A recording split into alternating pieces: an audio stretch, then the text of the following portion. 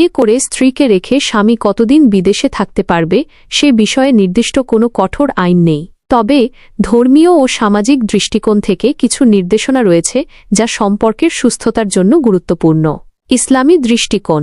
ইসলামী শরীয়ত অনুযায়ী স্বামী স্ত্রীর কাছ থেকে 4 মাসের বেশি দূরে থাকা সমর্থন করে না যদি না স্ত্রীর অনুমতি থাকে।